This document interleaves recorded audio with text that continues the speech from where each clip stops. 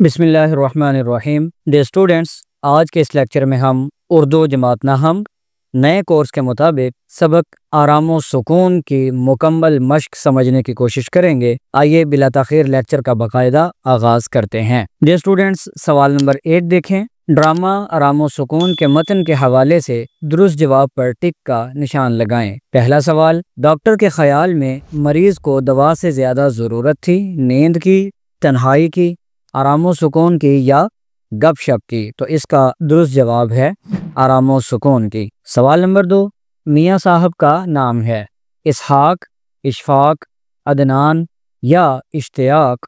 तो इसका दुरुस्त जवाब है इशफाक। अगला सवाल, मुलाजिम गोदाम में ढूंढ रहा था हल्दी, रेठे, नमक या फिर मिर्चें?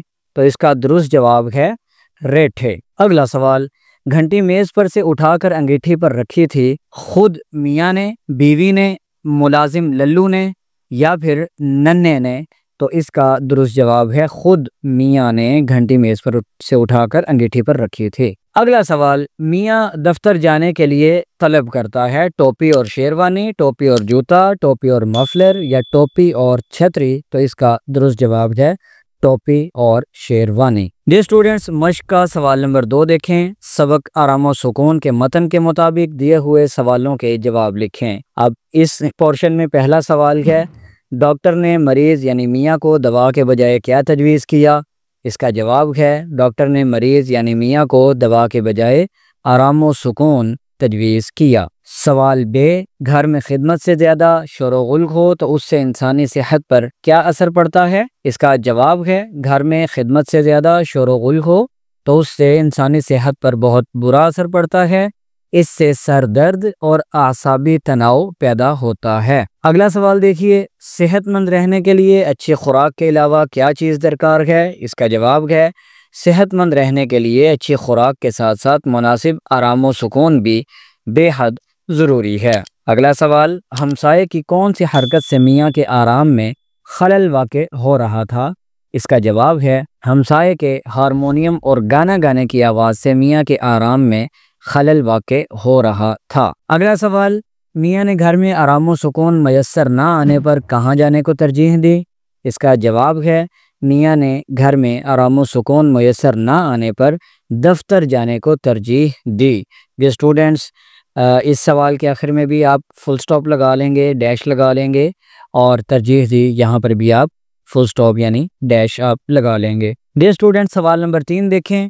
सबक आराम व सुकून के मतन के मुताबिक खाली जगहें पुर करें। डियर स्टूडेंट्स, पहली खाली जगह देखें। मेरे ख्याल में दवा से ज़्यादा आराम व सुकून की ज़रूरत है। खाली जगह में आराम व सुकून लिखेंगे। 20 मरतबा कह चुकी हूँ कि इतना काम ना करो, नसीबे दुश्मना। खाली जगह में लिखेंगे नसीबे दुश्मना, सेहत से हाथ धो बैठोगे। तीसरी खाली जगह, जी नहीं दवा की मुतलक ज़रूरत नहीं। मुतलक का मतलब है बिल्कुल, यानी कोई भी ज़रूरत नहीं है। और उसके बाद खामोशी आसाब को एक तरह की तक़वियत बख्शती है।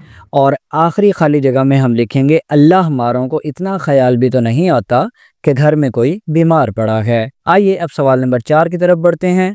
मंदरजा ज़ैल हुरूफ की अक़साम की तारीफ़ बयान करें और दो मिसालें दें। तो हमारे सामने हुरूफ की ये अक़साम हैं।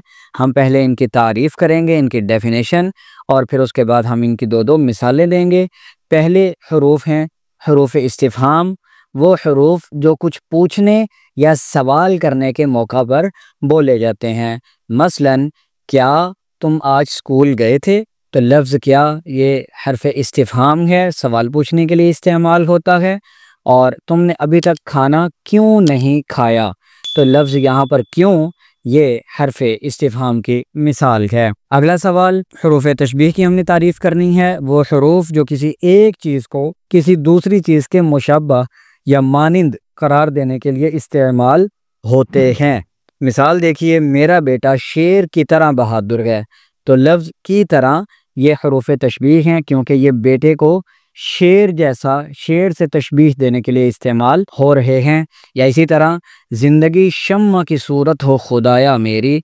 तो यहाँ पर लफ्ज़ की सूरत ये हुरूफ तशबीह की मिसाल है क्योंकि यहाँ पर ज़िंदगी को शम्मा से तशबीह दी जा रही है की सूरत इन अल्फाज के ज़रिए। आगे हरूफ शर्त और जज़ा हैं, वो हरूफ जो शर्त के मौका पर बोला जाए। ये वो शर्त नहीं जो हम बेट लगाते हैं, ये हम मिसाल से समझेंगे कि कौन सी शर्त है। हरूफ शर्त कहलाते हैं। उसके बाद अगले जुमले के आगाज़ में जो अल्फाज बोले जाएं उन्हें हरूफ जज़ा कहते हैं। तो यहाँ पर हम इनकी मिसाल देखते हैं। अगर वो मेहनत करता, तो ये हमने शर्त लगाई है, अगर वो मेहनत करता। तो मेहनत यहाँ पर एक शर्त है, उसके लिए हमने लफ्ज़ अगर लगा दिया तो कामयाब हो जाता। तो इस जुमले के लिए कामयाबी के लिए हमने शर्त लगाई है मेहनत की, उसके लिए लफ्ज़ हमने इस्तेमाल किया अगर। तो लफ्ज़ अगर हरफ़े शर्त है, तो जो कि दूसरे जुमले के आगाज़ में लफ्ज़ आ रहा है, तो ये हरफ़े जज़ा है। इसी तरह जब वो आएगा तब मैं आऊँगा, जब वो जाएगा तब मैं आऊँगा।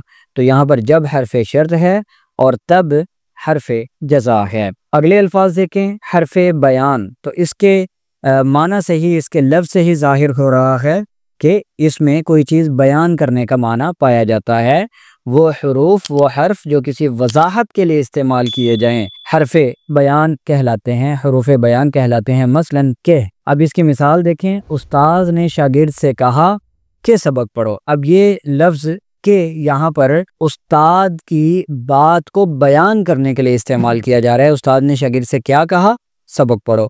तो इन दो जुमलों को आपस में अटैच करने के लिए, जोड़ने के लिए, इनमें रब्त पैदा करने के लिए जो लफ्ज़ इस्तेमाल हो रहा है वो के है। इसी तरह बाप ने बेटे से कहा, क्या कहा? मेहनत से काम लो।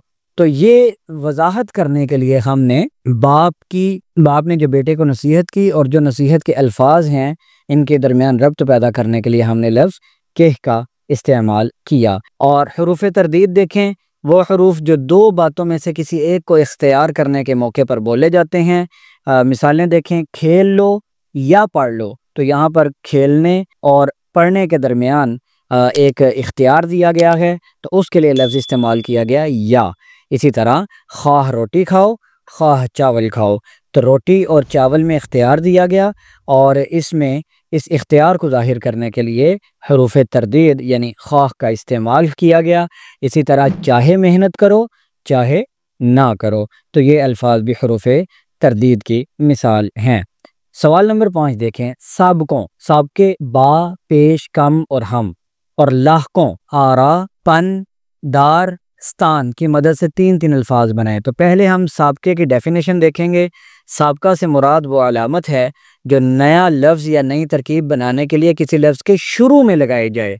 मसलन खुद गर्ज, खुद शनास, खुद मुख्तार। इन तराकीब में लफ्ज़ खुद साबका है, यानी खुद से हमने काफ़ी सारे अल्फाज बनाए। तो आगे हमें अल्फाज दिए गए हैं बा, पेश, कम और हम। बा, पेश, कम और हम, हमने इनसे चार चार तीन तीन अल्फाज बनाने हैं। तो बा एक साबका है, इससे हमने अल्फाज बना लिए बा हिम्मत, बा वज़ू, बा कायदा, बा रीश। बारिश का मतलब होता है जिसकी दाढ़ी हो, रीश दाढ़ी को कहते हैं। और बा वफ़ा, बा हया।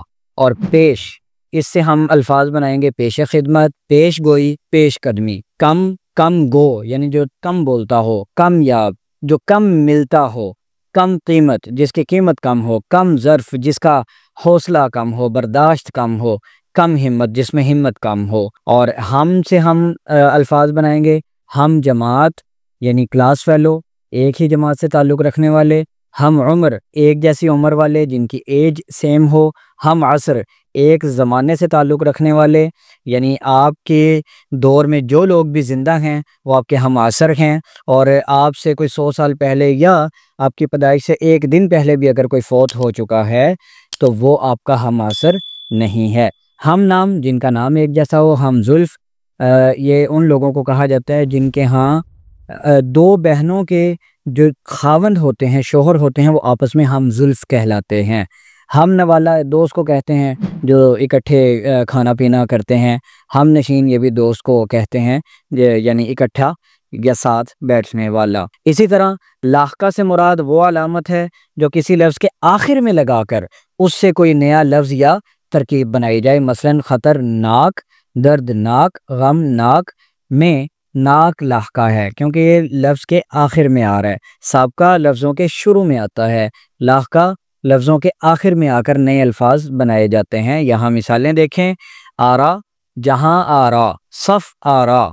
जहाँ आरा का मतलब जहान को सजाने वाला, और सफ़ आरा ये आराइश से ये लफ्ज़ बना है। सफ़ आरा सफ़ों को सजाने वाला या सफ़े सीधी करने वाले, और गुलशन आरा, चमन आरा यानी बाग को सजाने वाले। गुलशन और चमन का एक ही मतलब है। पन, इससे अल्फाज बनेंगे घटियापन, गंजापन, लड़कपन, कमीनापन। लड़कपन यानी लड़का होने की उम्र, जैसे एक लफ्ज़ हम इस्तेमाल करते हैं बचपन, यानी बच्चा होने की जो उम्र होती है उसे बचपन कहते हैं। फिर उसके बाद आता है लड़कपन। दार, दयानतदार, ईमानदार, थानेदार और तरफदार। स्थान से लफ्ज़ बनेंगे पाकिस्तान, हिंदुस्तान, तुर्किस्तान, गुलिस्तान या परिस्तान वगैरह। डियर स्टूडेंट्स, सवाल नंबर 6 देखें। ड्रामा आराम सुकून मुकालमा निगारी की एक उम्दा मिसाल है। इस अंदाज को मलहूज़ रखते हुए उस्ताद और शागिर्दों के माबैन ट्रैफ़िक के क़वानीन क्यों ज़रूरी हैं, इसके मौजू पर एक मुकालमा तहरीर करें। इंशाअल्लाह ये मुकालमा हम अगली वीडियो में देखेंगे, और अगली वीडियो में इंशाअल्लाह बड़ी डिटेल के साथ आपको मुकालमा निगारी सिखाई जाएगी। मुकालमा जो अभी हमें एक्सरसाइज में लिखने के लिए कहा गया है, ये मुकालमा हम पढ़ेंगे। तब तक के लिए अपना बहुत सारा ख्याल रखिएगा। इजाज़त दीजिए। अल्लाह हाफ़िज़।